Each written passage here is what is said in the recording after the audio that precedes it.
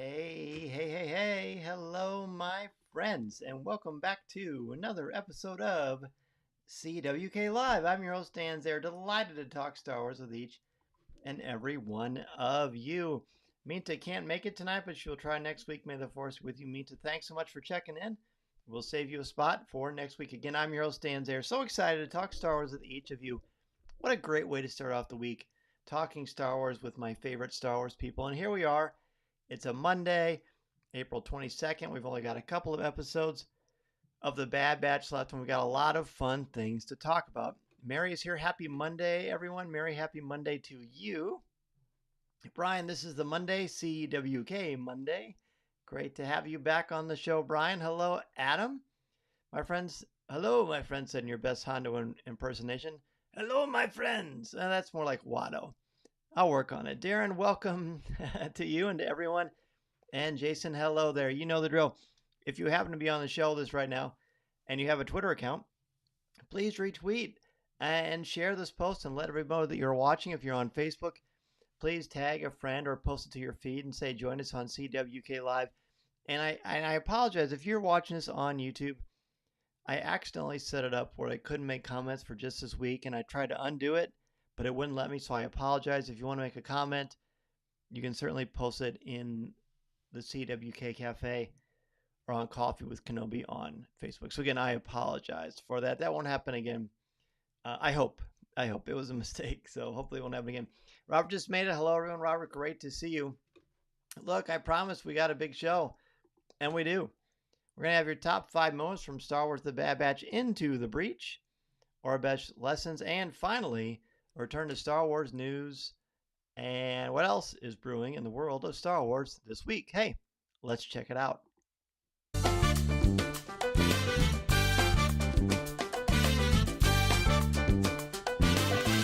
And now, let's see what's brewing in the Star Wars universe this week.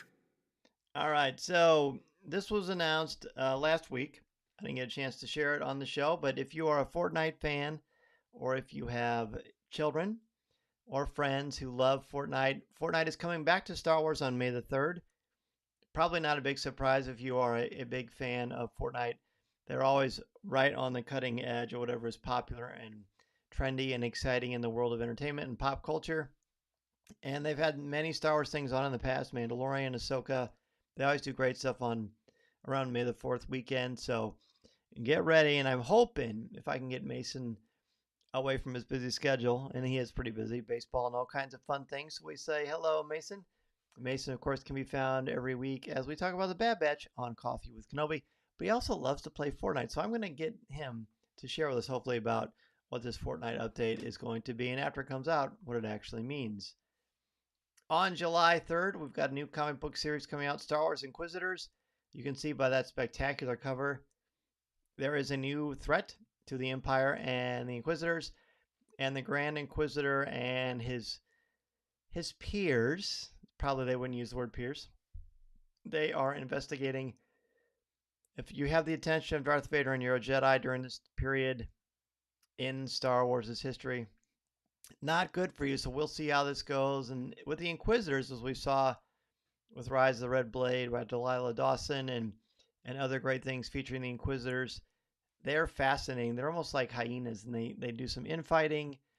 They are pretty dangerous and ruthless, and have a comic book series about all of them is going to be really exciting.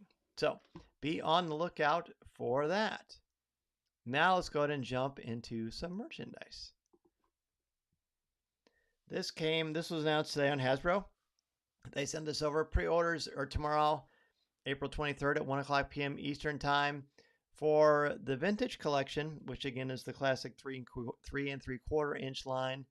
This one is of Cal Kestis in Imperial disguise. Now, you can't be a Star Wars hero and not have an Imperial disguise at some point, right? Is that a laugh? I don't know. We'll do a laugh track, right? Thank you so much. So that's a great figure. Here's another image of him out of the box. I really like that. It's kind of cool that it's not just the classic Stormtrooper, but this is an Imperial officer, complete with the black pants and the white coat. Pretty cool. And it's got his little droid buddy there. Again, those pre-orders are available tomorrow on April 23rd at 1 o'clock p.m. Eastern Time. The press release I got said you can go to Big Bad Toy Store and other places, other fan places to buy your action figure. So be on the lookout for that if you are a collector of the vintage collection line, or if you just like Cal Kestis, or just like adding a new Star Wars figure to your collection. I'm so excited about this. Heroes and Villains. I saw this yesterday on their Instagram account. They have Star Wars slides. These are Velcro slides, and there are so many different Star Wars ones. If you are someone who knows how to read Aurebesh, you could probably start to make out what those say. I won't ruin it for you, but it's pretty cool. So be on the lookout for that. So you've got Star Wars slides, you've got the Ahsoka one. There are a couple different kinds of Ahsoka, but I picked the Velcro slides because I thought they were just really cool looking. Here is one for the Jedi, and there is the JEDI on there as well. So cool. Really, really nice. They've also got some Imperial ones. They've got a Rebel logo one. They've got a Bad Batch one. Here's the Rebel one right here. I was really excited. I think they're $40. So if you use the code COFFEE, COFFEE, I can't believe I'm spelling coffee, but that's part of what you do to help make sure everyone knows. If you use the code COFFEE, you get 20% off your order, courtesy of Coffee with Kenobi. And honestly, they didn't send me these. I'm tempted to buy these. I just can't decide between the Rebel ones, the Jedi ones, or these really cool Ahsoka ones. I like the blue with the black. That's a hard one. It's a really, really difficult one, but they're really nice. So be sure to check them out if you're interested at heroesandvillains.com. And honestly, like I said, it doesn't have to be Star Wars related. Just put in the code COFFEE for anything. Dungeons and Dragons, Marvel, DC, any pop culture stuff you find on there, you can use that code COFFEE. Now it's time to get back into our Aurebesh lessons.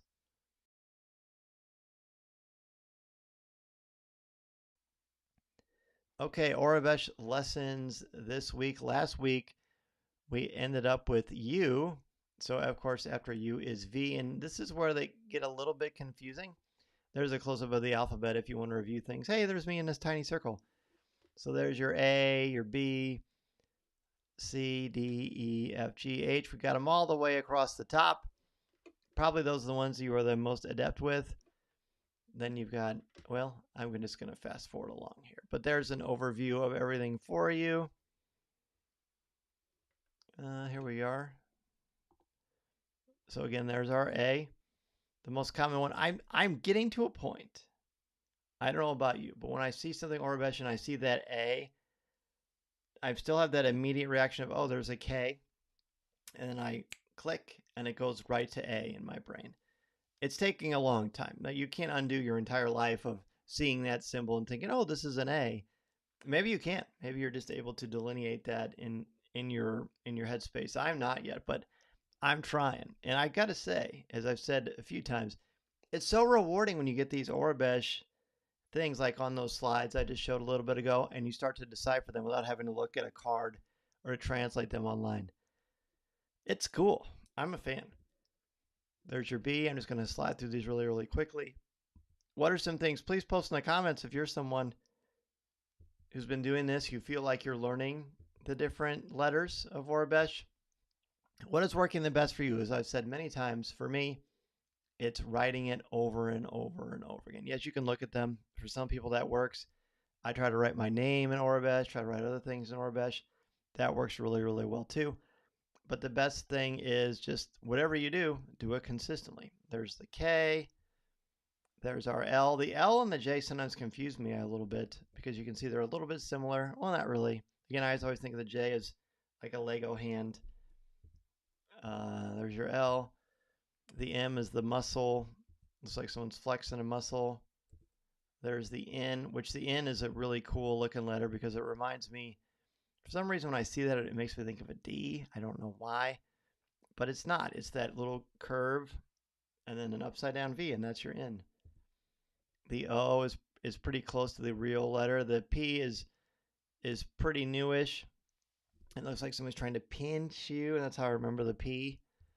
The Q looks similar to a Q, but there's just no tail. In fact, this section of the the 3/4 of the square, that section where the tail would be, is pretty empty. Darren says the G and the U are very close. Yeah, I know. Exactly. And that makes it really kind of fun.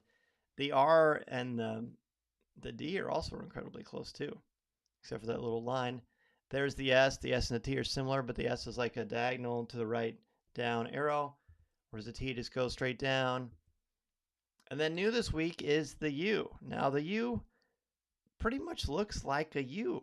It's got the down, it's got the bottom horizontal line, and then it goes up vertically again, and then it goes across and down. So it looks sort of like a U. Let's look back at the P. The P looks like a U also, but at the top it looks like it's trying to squeeze together to pinch. So that's how I think of the P.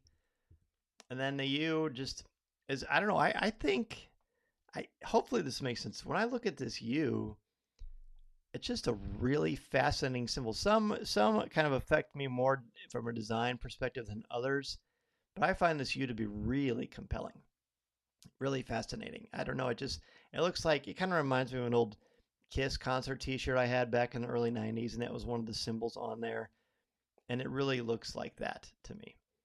So does the F, I guess, but that's just sort of the F and the U. Let me look at that. Kind of, well, they're not really that similar. They're just very unique. The U, how would you describe the U again? It's like a square, but at the top there is no line across the top, but it goes about halfway and then it cuts down, and that is your U. So take your time to write a couple of these this week. Try to write your name over and over again. There's still a part of me that really wants to get my family's initials in Aurebesh on my arm. We'll see. We'll see. I think it's just such a, Aurebesh is kind of, it's not kind of, it's a very beautiful design, I think. So enjoy, have fun. Please share your tips of how you were learning Aurebesh or what you would like to see from this section as we move forward. But now it's time to go into our top 5.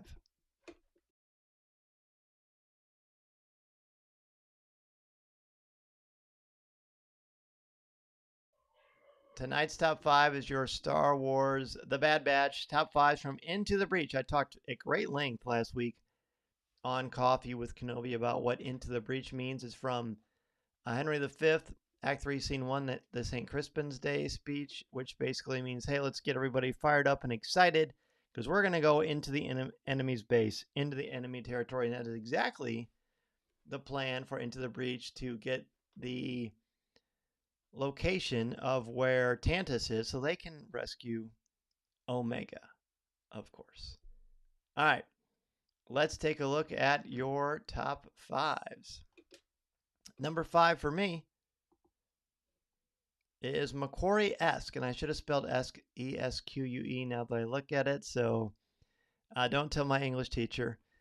I say McQuarrie-esque because every time there is a space shot in this, or they show ships soaring through space, or when this ship is docking above Coruscant, it looked like a Ralph McQuarrie painting, and it took my breath away.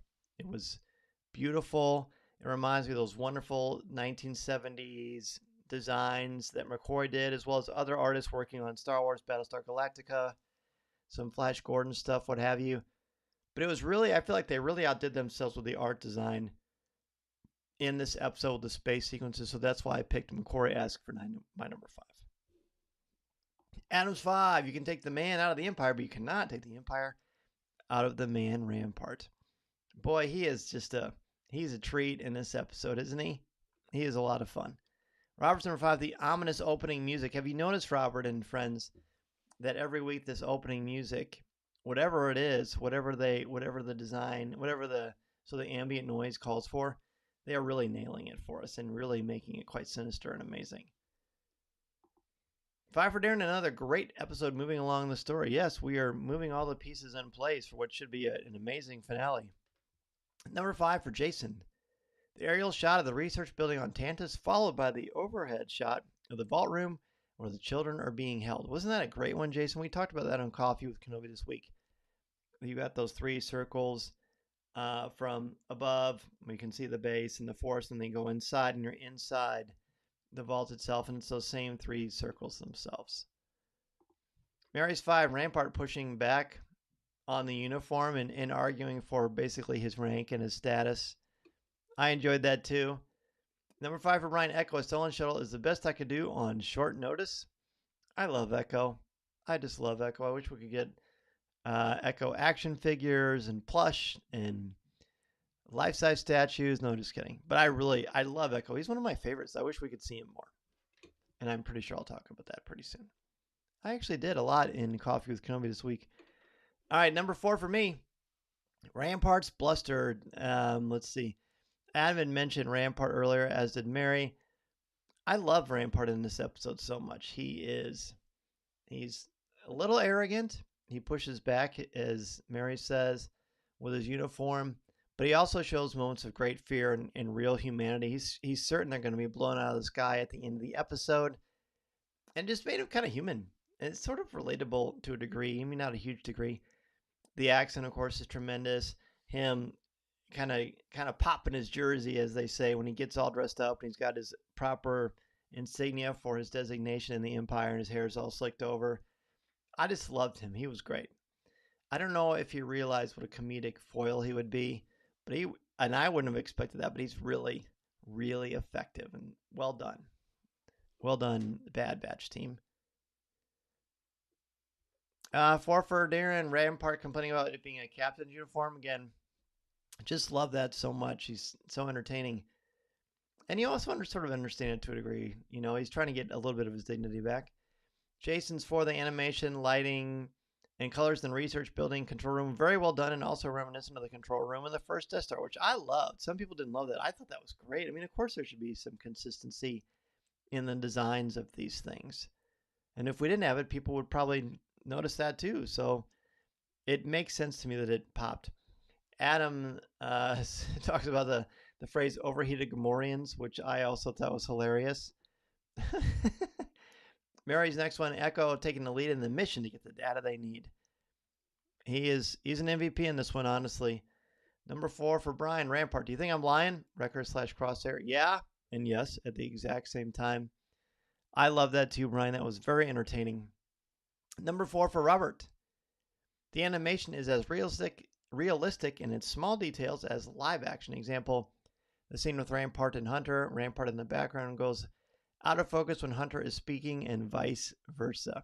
Yeah, there's some great little details, aren't there? Like the camera work that they do on this thing. And I thought it was, again, very, very well done. This is not something they're churning out. They're putting a lot of love and care into this, artistically and stylistically, as well as the acting, the action, and the story itself. So good catch, Robert. Let's go to number 3 again. If you're just joining us, welcome. And if you are joining us, please tag a friend and share with them to join us and talk all about Star Wars The Bad Batch and any other Star Wars things that come up on CWK Live. Number 3 for me is Omega Stealth. There's something pretty spectacular for me about the fact that she's in this situation. It's not a great situation to be in, but she doesn't lose her cool. She doesn't let it shake her. She just focuses on what she needs to. And she takes on this role, like Hunter did for her in Clone Force 99, of being a leader and someone that these kids can depend on. And they can feel a little bit of a little peace with knowing that she is there and she's in charge. And she shares some ethos. Look, I've had some training. I've got friends. I've broken out of this place before. She's able to take on these leadership roles and help them to feel comfortable through her actions and her deeds. And I just love it. I just love Omega. And I liked seeing her in this role. Honestly, if she suddenly would have been scared or nervous, that wouldn't have tracked. That is not what we've seen of her, and there's no reason for her to be scared now. I think she believes in her team, and I think she believes in herself, and I really enjoy seeing it. She's a really good example for kids, I think. All right, let's see what other people have. Number 3 for Mary. Mary says the younglings trusting Omega very quickly as they get to know her. Looks like Mary was looking off of my paper again. Mary, good call on that. Yes, I like how much I trust her too, and she just has that inner strength about her, which is great. It's great. Number 3 for Robert, the complexity of finding Tantus. The Emperor is keeping its location highly classified makes sense. It does, especially because there's so much at stake for the Emperor from what we can tell. Number 3 for Darren, Crosshair just being one of the clones 99 again. Fitting in more and more. Love that. Love seeing Crosshair in action. Jason's 3, relax. Echoes on it from Crosshair. Another highlight of mine too, Jason. Jason says, I know he's been back for a while now, but the trust and sense of calmness, quote, reinforces reintegration into the batch. Absolutely, Jason, outstanding. Number 3 for Adam Rampart. I didn't make Vice Admiral on looks alone. I'm shaking my head or yes. See my number 4 on that one. Exactly. That bluster, that bravado, that imperial swagaliciousness. If that's great stuff. Number 3 for Brian. Sorry for the weird laugh, everyone. Brian's number 3, Omega, meeting the other inhabitants of the vault and devising a plan for escape.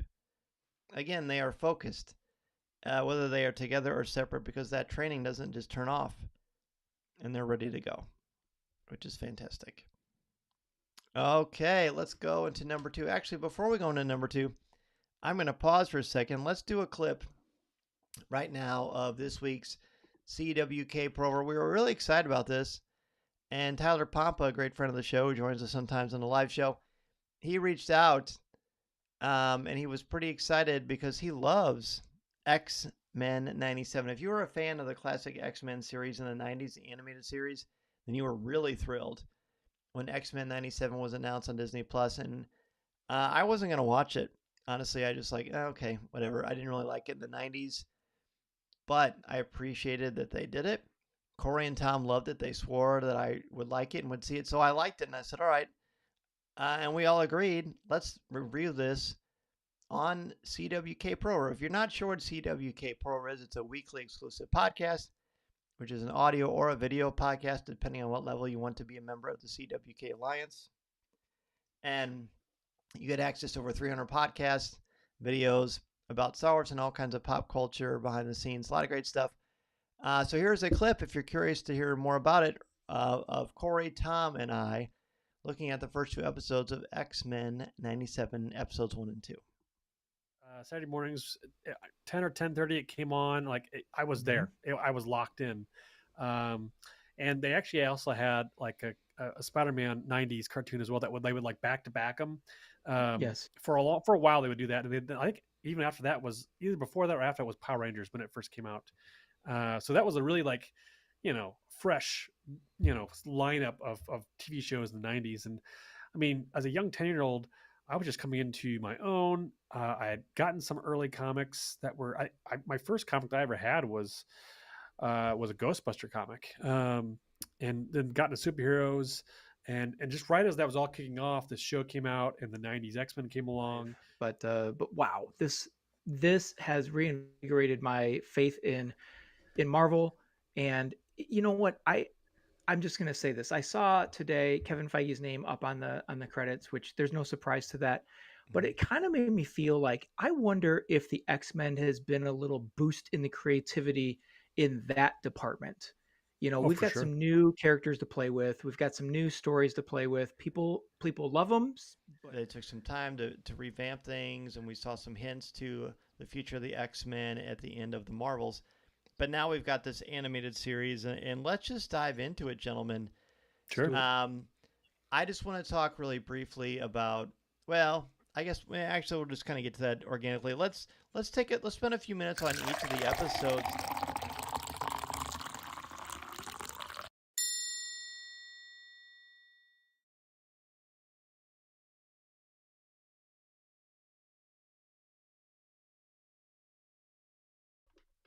All right, so there you have it. That is a bit of a brief look at the this week's CWK Pro. If you're interested and want to find out more, go to coffeewithkenobi.com/CWK Alliance. All right, back to the list. Let's go to our number 2. Number 2 for me is Echo's Gifts. A few of you have talked about Echo. I've alluded to Echo. What I like about Echo, and I talked about this a lot on the show this week, is that, oh, my chair just went down. He is someone who technically has a disability because he's missing a hand, right? Technically, that's how it would be qualified, perhaps. But he doesn't operate that way. The attachment he has that allows him to splice into Imperial terminals and Republic terminals and just be a man of action. Um, it's never been even talked about or acknowledged. He's just an incredible soldier. He's an incredible friend. He's an incredibly crafty individual. He's exactly who you want in battle. And not only is he incredibly brave and fearless, but he loves Omega and he loves his brothers and he'll do anything for them. And I just like how he's portrayed. I feel like he's a great example for people of all shapes and sizes. And I just really admire the heck out of what they put into Echo.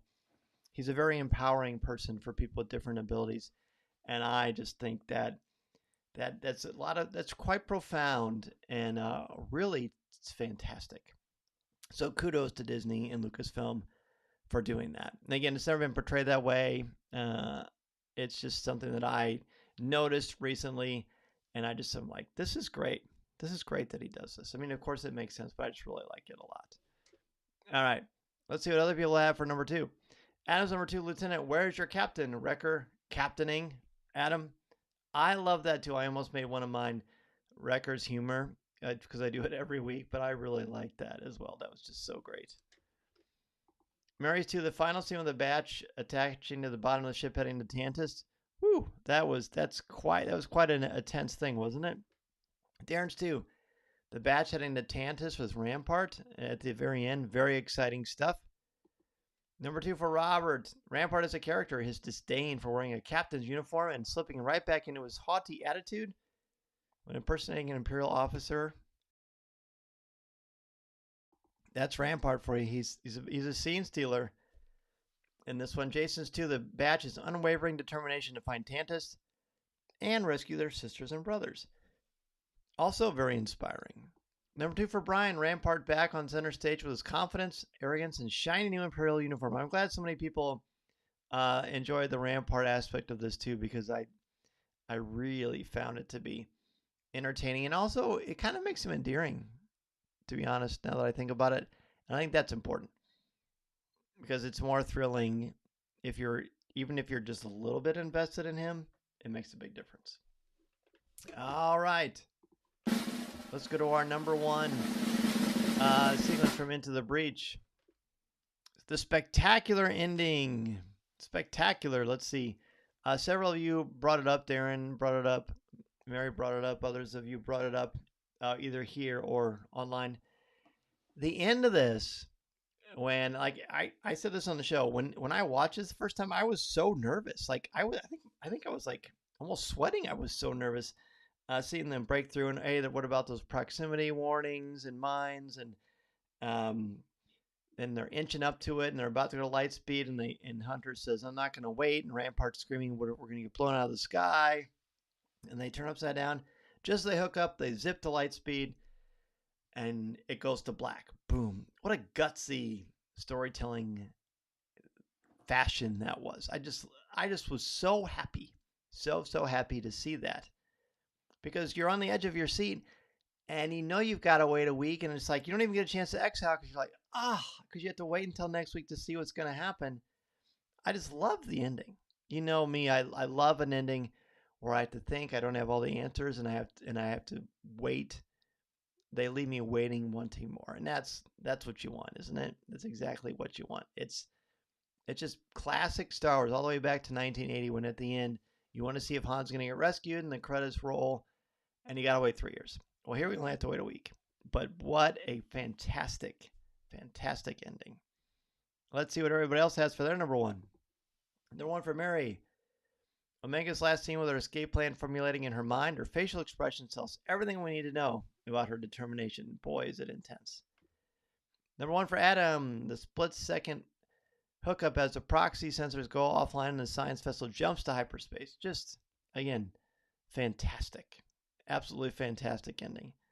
Number 1 for Darren. Omega working to escape, finding the elevator-looking shaft area behind her cell wall. And then, like, that tension, which no one has brought up yet. Unless this is what you're talking about, Darren. You probably are. When she looks into those panels and then they all fall down. She finally gets them back in place at the end before the Imperials come in and see her. Robert's number 1, Emery. It seems she is surreptitiously enabling Omega's imminent escape.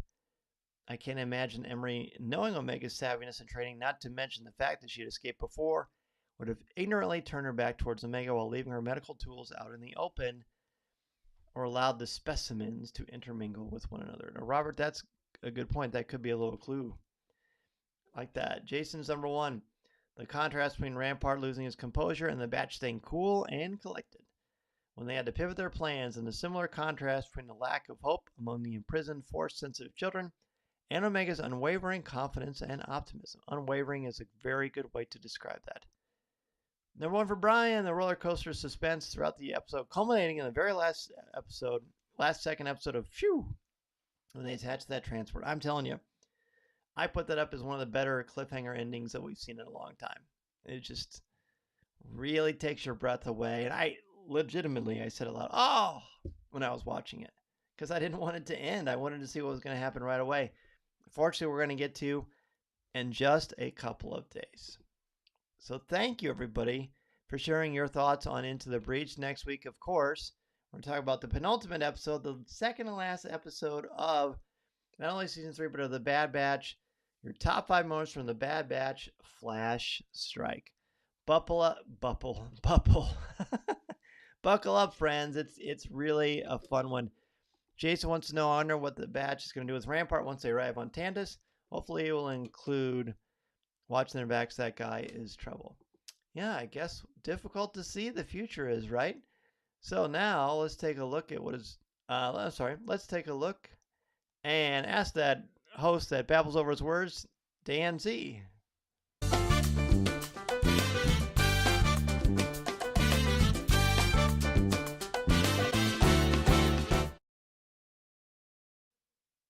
All right, so my force-sensitive friends, if you have any comments or questions for me about this episode specifically, any episodes of The Bad Batch specifically, Star Wars podcasting, what have you, this is a great time to do that. I will answer your questions live and do the best I can. If I don't know, at least to steer you in the right direction. And yes, I have seen next week's episode, but I will not, of course, answer any questions about that because you wouldn't want me to spoil it. And I just wouldn't do that anyway. But I am excited to see what you all think, and I have not seen the finale. So I'm looking forward to that. I am looking forward to talking about it with all of you. And now I'm in a place where I have to start thinking about, gosh, what are we going to talk about here once Bad Batch is over? I'm sure we'll come up with something. Jason, I wonder what the Batch is going to do with... Oh, we already did that one. Robert, do you think anyone actually clicks the skip intro button so they can skip the 2 seconds before the show begins? So I do that sometimes, even though it's pointless because there's no intro. But actually, sometimes I do it, depending on if I'm in a hurry or not, which is silly, I know. Brian says, my son and I are really enjoying X-Men 97. This week's Pearl was a great listen. Well, thanks, Brian. Who's your favorite X-Man? So, gosh, it kind of depends. In this series, I'm really liking Magneto, and I'm really liking Cyclops. What about you, Brian? I think they're really fun. Has the runtime for the finale been shared? No, Mary, it is not. I honestly have no idea what the runtime for the finale is, but I want to find out so I can sort of plan my morning on next Wednesday when it comes out, because that's obviously going to be a really important thing. If I find out I'm allowed to share, I will definitely share it in the CWK Cafe. Again, I showed you that clip. But if you want to find out more about the CWK Alliance, again, we talked about X-Men 97 episodes 1 and 2. This week will be episodes 3 and 4. We're going to go through them 2 at a time. Definitely looking forward to that. I'm also looking forward to what's going to happen when we get on the Disney Wish in June 2025, June 16th to the 20th. As you know, Coffee with Kenobi and MEI and Mouse Fan Travel are going to go on the Disney Wish, and we really want you to join us. Get your no-cost, no-obligation quote at coffeewithkenobi.com/Disney Wish. We're going to go to Hyperspace Lounge together, go to Castaway Key, the Disney Cruise. There's nothing like it in the whole world. It's great, and you just require to put in a down payment if you decide to go with us, and then the full